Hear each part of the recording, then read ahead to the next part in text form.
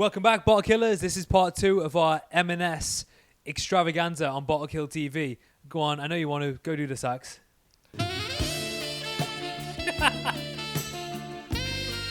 it again. No shame, no shame. Okay, part 2, and hopefully better than Joker 2. So, Kilchoman. So, M&S Collection, they've released 2 whiskies recently, and one was the Glenfarclas 10, one was the Kilchoman. And so, obviously, what they've wanted to do here is, Glenfarclas is a Speyside. Is it Speyside or Highlands? Speyside, yeah. Very classic, even as a sherry cask. Yeah. It's actually a bit more complex than what you'd actually expect from a Speyside. So to try to graduate people there and take people a little bit further on their whiskey journey, this is taking people to a completely different place on their whiskey journey. Because now you're adding that element of Islay, you're adding that element of peat. Yeah. It's interesting. I would be surprised if you said, I'm going to do a collaboration, and we're gonna do a collaboration with an Islay distillery. Would you have put Kilchoman as top of the list? No, so this is like, I was kind of trying to figure out, because like Michael and I were just discussing off camera, has Kilchoman driven us and gone to M&S and sort of said, we want to get our brand out there, we want more popularity, so we need more people to see it, to try it and have that opportunity? Or is it like, I think you mentioned, some procurement guy who's like passionate about Scotch and wants to bring more of the unexperienced, more premium kind of Scotches to the supermarket shelves and give people that opportunity to like level up their Scotch journey? So I think it's really interesting. Like, hopefully, it is for the audience as well, and just seeing what's going on in the supermarkets, because there's definitely a lot more choice coming through, a lot more variety and a lot more quality. I personally, I love seeing that on the supermarket shelves. There's so much. If you go on the Scotch Reddit, r/Scotch on Reddit, there's a lot of people that just want the whiskey industry to collapse on itself, don't they? And I'm even seeing comments like, well, I only drink brandy now because whiskey is just, they've had enough, they take the piss. This is actually people trying to do stuff really well in the right way, right? And it works for Kilchoman because they get a way bigger sort of more eyeballs on their product, because they're one you may miss. Lagavulin are always going to, Keela are always going to dominate the eyeballs, maybe Ardbeg. When it comes to the Islay brands that you see in Tesco shelves, and M&S win because they're really getting something very, very high quality, and something that nobody is ever going to criticize them for, because even all of the whiskey people tend to Brookladdick, Kilchoman, they still have a lot of stock.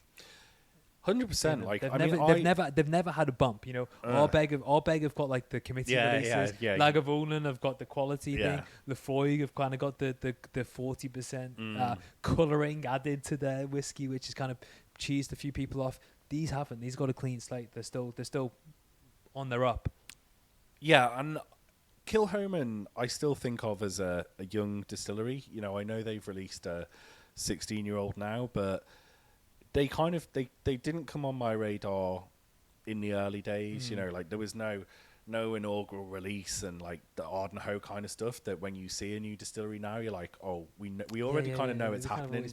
So they were a little bit earlier in that journey, but you still think of them as young. And I think this is like one of the interesting things. Like, some of them that you would compare them to, Ardbeg, Lefroy, Lagavulin, they've been around for hundreds of years. Lagavulin's certainly been around over 200 years. So, like, I don't think any criticism is warranted. Like, I think it's a really, really great opportunity for, it makes sense from both ways. For M&S, for Kilchoman, I think it's good. Like, it's in my flavor profile. Like, I love peated whiskey. I've already given it a little nose, and I'm liking what's going on. Well, we spoke a lot about M&S and maybe their strategy and their fight to stay relevant in like this age. I think it was a really good conversation and worth checking out.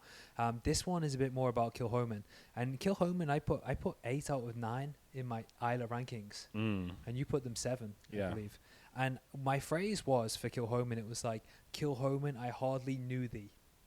It wasn't good or bad. It's just I don't know you enough. When we visited the distillery, I had a couple. You did the Senaig, when we did the Whiskey Gladiators episode, and I really liked it. So this was my first experience. On the nose, straight away, it took me to Ardbeg. 10. Oh yeah, Ardbeg 10 on the nose. yeah. It was so familiar. Yeah. And so for not knowing Kilchoman, now I'm getting an insight into maybe who they are in terms of peat. Because Isla is always going to be dominated by peat, bar maybe Buna Harbin. You got the medicinal peat of Lefroy and Lagavulin.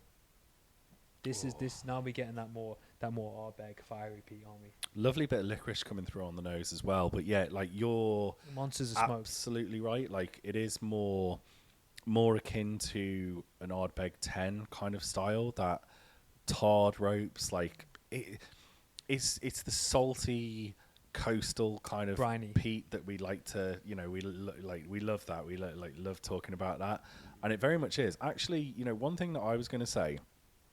Probably slightly more experience with Kilchoman. Like I've had a couple of bottles of the 100% Isla. They vary batch to batch, but you typically find predominantly bourbon, bit of sherry in the mix usually. The Loch Gorm, really really popular, and that is a sherried peated one. So again, very different to this. This is obviously. Someone mentioned that in our Loch comments, Gorm, didn't they? great, Yeah, really good, really nice. They were saying, whiskey. how does it compare to one? Yeah, about the turbo and Loch Gorm. Snake, I've still got some left. Like we really enjoyed that, and then I've had some of the more cask finishes like cognac casks. So, but this is more. I'd associate this more with like an Ardbeg, like you said, than what I would typically categorized as the Kilchoman signature style, and that's interesting because it makes me wonder. Oh, interesting. So have they done it? Yeah. Jeez. My past experience of Kilchoman is a lot different to this, and this is like, have they tried to make it more Ardbeggy to kind of like compete? Like, I think there's a lot of interesting dynamics about the story to this whiskey, but I'm enjoying it. Like, I honestly. I'm enjoying this more than the Glenfarclas. And just a bit of facts for you. So the Glenfarclas was 42.5%, I think. This is 46%. So they've done it at their standard ABV. You do feel it, which is not usually what you get in supermarkets, unless you get like an Ardbeg 10, which stays 46 wherever you buy it. Like a Springbank 10, 46%. This is 46%. So they've kept the just about integrity level of it. But they haven't done an age statement. So the other release that we reviewed last, which was the Glenfarclas 10, has an age statement, and they've stuck with the age statement. This, they've not done an age statement, which is kind of in keeping with Kilchoman's range in general, apart from the 16. But it's interesting. It's kind of they're doing an introductory peat, but they thought it was good enough not to need an age statement. Yeah. So this is called Loch Grunar or something. Loch Grunar. No. Look, yeah, and it is. I think you do sort of feel the difference, and it does. I mean, I would always opt for a 46% whiskey over, 40, 43, that kind of range, and it's got a lovely body to it. It's a good combination of sweet and peat, that kind of style of peat that I like. The maritime flavors. The sea air, the tarred ropes, the coastal kind of salinity, salty smoke, but like honeyed sweetness as well. I love that balance of lovely sweet and peaty. Like this is really up my street. So it's really interesting how I found out about these M&S Collection was I was actually in a pub, and they had on the shelf, they had like Jack Daniels, they had Jameson, they had Glenlivet something, and then they had some very standard bottles. Then they had an age statement, Glenfarclas 10. So I was like, get that one. And then I was like, I'll take the Glenfarclas because it was the best that they had. And I was like, this is beautiful. Take it. And then I went and looked on the internet straight away. Once I found out it was an M&S bottle, I'm surprised. And I saw they had a Kilchoman one too. So I went out and bought the Kilchoman one, bought the Glenfarclas the next day. So I've had these at home for a while, and quite often when people come to my place, it's like a little party trick. It's like my little move is I do a little impromptu whiskey tasting with people. And I always start with, I've got an old bottle of Glenlivet 12. Okay. I've got an English distillery, the one that we reviewed. I usually put that on there. I do it. Do you want to take the RB key back so you can use it in that whiskey tasting? We got to give it to Nige. Shout out to Nige if you're watching, which you will be. I usually do the Bunaharbin 12 cask strength. You know, we ramp it up. Oh, so dishing out some good stuff. I do that. I do the Deanston 18 in there as well, and then I put this on the end, and the last person that did it, Jess, she picked this, and I was really surprised that she picked that she was like, oh, this is my one. I was like, you just trying to be like you trying to be like Big Spuds, but she was like, no, she loved it. It's the peated. I like it. I think it's a really good whiskey. I actually do. Definitely, you know, it's benefiting from the fact that it absolutely fits my flavor profile, but also, you know, trying to you know that like Kilchoman's quality distillate, you know, they're a small farm distillery.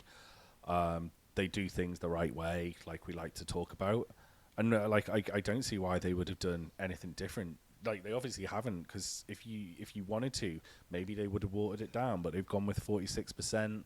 You know, like you said, in keeping with what the brand is doing with the no age statements. Like you could actually, I wouldn't be surprised if this was a core range release from Kilchoman. Like it would stand up with some of the other ones that I've tried, like the Snake, the Lochgorms, like those ones. I think they could easily have put this as a core range bottle. Well, Mark and Spencer's obviously gone to the market and said, we want some like real whiskies. We don't want any bullshit. We don't want any of this like 40% crap, like the Glen Scotia Harbour, or the just because we spoke about it last. I didn't mean to hit piece on that one. But what's the old Pulteney one? The 40% they trot out.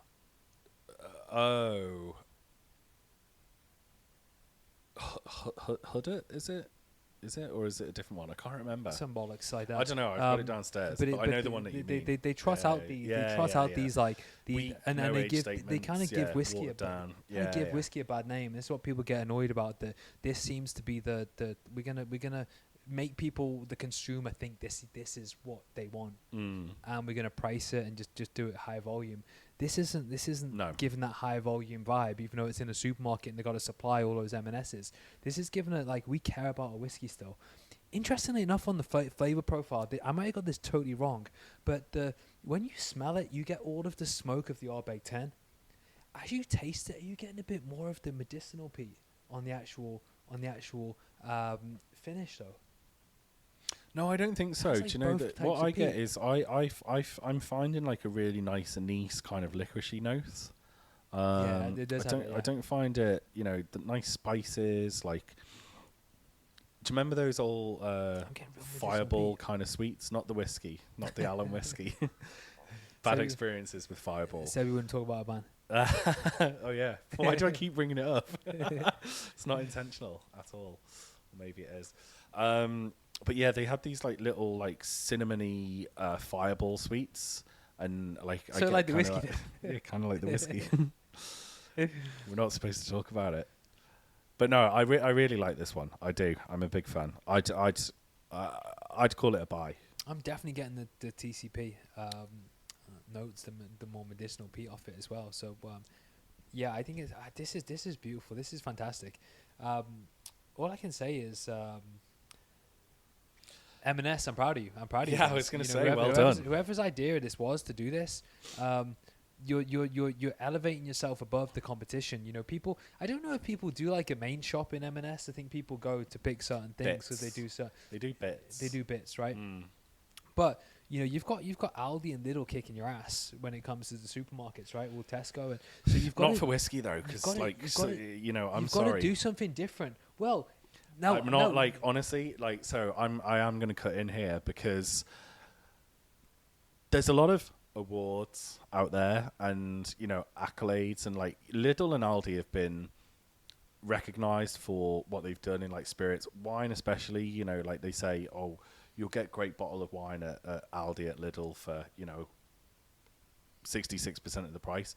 The whiskey, like I think Aldi's was Glenfarclas, okay. Drinkable, but not great. And I think it won an award a few years back, but I reckon there was probably a reason for that. Ben Bracken. You said brown envelope. I tried the other day, and I couldn't drink it. I had one sip, and I was like, undrinkable. You took a picture next to a radiator It was And yeah. I put the glass on the radiator and gave it to my brother. It's one of the most saddest pictures I've ever seen of a whiskey glass. Oh, it's one of the most sad whiskies I've ever drank. I just couldn't drink it. Like, life's too short to drink shit whiskey. So, but this is going to be the point that I was going to come on to, which is Ben Bracken Isla is an abomination. I've never tried the other two because I went straight to Isla when I was in my Isla phase. Yeah, it put you off. I was like $17.99 Isla. Lidl do some great stuff. Aldi do some great stuff, and that's why they kick in Tesco's ass and Sainsbury's ass, and Asda are irrelevant right now. They can't catch a break because of this. The M&S have always got to be and Waitrose as well. They've got to step above these and say, well, we are not them. We know what we're talking about when it comes to real quality. You come to us for the quality. In the whiskey department, they can say that. They can say they are leaps and bounds, and they don't. And what I'm really proud, the reason I'm proud of M&S, and the reason I thought we should do an episode on these two whiskeys and do 2 episodes, was that they didn't have to hide it behind a brand that they made up. Yeah. They went to the source, the 2 really high quality integral distilleries, and said, give us something good. And the distilleries have given them something good. M&S are going to take the credit for it. And this is what we want. This is what I want as somebody who's really passionate about whiskey. For everybody that goes to M&S, picks this up because they just thought, oh, well, I know Glenfiddich 12. This looks interesting. Oh, Isla, I think that's peated whiskey. I think my friend told me about that. Then comes and checks out our whiskey channel. We win in that situation when whiskey is more accessible to people, and this is making whiskey more accessible to people. And if you have this, best believe you'll be back. Yeah. Best believe you may even take a trip to Isla. It may even start a love affair with whiskey. And these are these great gateway whiskies, which I think need to be applauded. And I'm sorry, I don't know if you said already, but what does this Kilchoman go for? Price? £40. Okay. They're just both £40. Okay. Yeah. Same as the Glenfarclas. Interesting. Yeah. Buy. Absolute buy. 46%.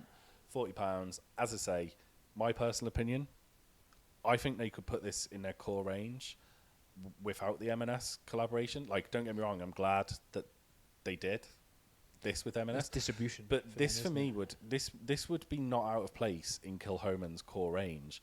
The Snake, the Mackay Bay, the Lochgorm, I'd put it in there, and I think it would hold its own without question. So for me, it's definitely a buy. So I'm kind of a big fighter for British institutions, and I want M&S to do well. So we said we'd do a whiskey war between Glenfarclas 10. Glen Scotia Double Cask. I think that we do a Kilchoman versus Ardbeg 10 side by side. And we'll see what is because Ardbeg 10 is one of those which is like, for all Ardbeg's faults and their missteps the last few years, marketing wise, no one can ever say anything bad about the 10. Right? It's a classic. That kind of keeps Ardbeg in the game as the 10. It's like a good chin on a boxer is the Ardbeg 10 because you can't knock it out because it's producing maybe one of the best core whiskies available for the price point that it is. £40 to £50 depending on the offer. I'd like to do a whiskey review just because it straight away the nose is Ardbeg 10. Yeah, I'd like to see the taste profile because obviously you never remember exactly what Ardbeg 10 is like unless it's you need to do side by side. So I think we come back and we do a couple of whiskey wars with these M&S whiskies. I don't think that the tail's over with them, but for now I think I've loved it. I've loved this one as well. And so is it a buy? They're both a buy for me. You think the Kilchoman's a buy? You don't think the Glenfarclas? You recommended the Glen Scotia Double Cask as an alternative for the same price. Yeah, and probably is readily available. In truth, because you can probably buy it on Amazon. The interesting thing is, if you were to buy, I forgot what the question was. I had a good question there. I built up the question so well that I forgot what the actual question was. We have had quite a few drams by now, so it's forgivable. Yeah, because this is like our comeback sort of recording session. Getting some in the can. So all of the things that you see on the back row are things that we've recorded today. So this is our final one of the day. So this is our fourth dram. Yeah, fourth dram. So yeah, but anyway, we are digressing. Kilchoman, an absolute buy. I think you would do it. Actually, I know which. My question was what would you buy out of the? What was your favorite out of the two? The Glenfarclas, the Kilchoman. For me, actually, the Glenfarclas 10 is my favorite of the two. But it's almost like it's like picking between your two children. You know, they're both. I like them both. Yeah, I think like the Kilchoman for me, and it's not even a difficult question to answer, but I'd say that is because it is just way more in line with what I like, and you know, we all know like whiskey's all down to the individual. It's a personal journey. You know, just because I say I don't like it, or we say it's good, it doesn't mean it's good. That's for you to figure out. But yeah, the Kilchoman for me, if I saw these two in M&S amongst the others, I would pick up a bottle of Kilchoman. Wonderful. Okay. Well, yeah, M&S, keep doing your thing and keep surprising us. If this becomes a thing, if the sales are there and this becomes a thing where you go to different distilleries and ask them to find some great casks for you guys to use, put your name on as part of the M&S Collection. They also do a couple of they do a gin, which is M&S Collection. They do a vodka, which is M&S Collection. I couldn't see them on the shelf, and they do a rum, M&S Collection. By the way, Bottle Kill TV is not sponsored by M&S or affiliated in any way. It's just with the gin and the rum and the, you know, those are available at other supermarkets too. Why do people always do that? Did you whatever? So what I would say with that before we get kicked off YouTube and impartiality, competition rules, or whatever the law is, but can I take them out? Well, yeah, thanks. It's been another enjoyable episode. I've had a really good time. I hope you've had a good time. Michael, have you had a good time? And we'll see you next time. No, I'm only joking. We'll see you next time for another episode of Bottle Kill TV. Here we are, back with the Sacks. No, we're back with your 2-minute review of the M&S collaboration with Kilchoman. So, Michael, why don't you tell us a few things about this whiskey? Kilchoman, take a bow. M&S, take a bow. Fantastic. And I think this is probably aimed at the people who are kind of looking for a little graduation on their whiskey journey. This is like a good alternative to Ardbeg 10. So if you've heard your friends talk about Ardbeg 10, you never fancied it in Tesco, this might be a couple of pounds cheaper. Go grab it. It's equally as good and equally as interesting, and it will give you your peak journey that you're looking for. It's a lovely whiskey. I think M&S Kilchoman, you've done really well with this one. The nose, like Michael said, is such a similar profile to Ardbeg 10. It's got that lovely peat smoke, that kind of coastal salty, but well balanced with the honey, with the sweetness. Like it's a really beautiful nose. Lovely, just nose that all day. And then it's got a lovely note of licorice as well, that kind of anise flavour that comes through. Again, the palate is robust. It's got that honeyed kind of viscosity as well as the sweetness that comes through. Some spices. And then in the finish, like I still find it kind of the coastal, maritime-y kind of peat, lovely smoke coming through. Just, yeah, it's overall really, really enjoyable for a supermarket dram. So actually, I'd go up there and say it's one of the best I've come across that you'll find on a supermarket shelf. If you've had peat before, and kind of it didn't quite agree with you, you weren't quite ready for it, this would be a good way to return to giving peat a go. You know from if you've just found us for the first time. The Real Bottle Killer is a big passionate of peated whiskey, and it seems like people kind of really go on this journey of peated whiskey, and they really learn to love it. It's something that you have an acquired taste for. You acquire a taste for it, kind of like spicy food. This would be a great place to give it another go. It's really high quality stuff. I loved it. Bottle Killer, take them out. Yeah, thanks once again for joining us. Don't forget to hit the like and subscribe button, and come back for more on Bottle Kill TV. Slancher.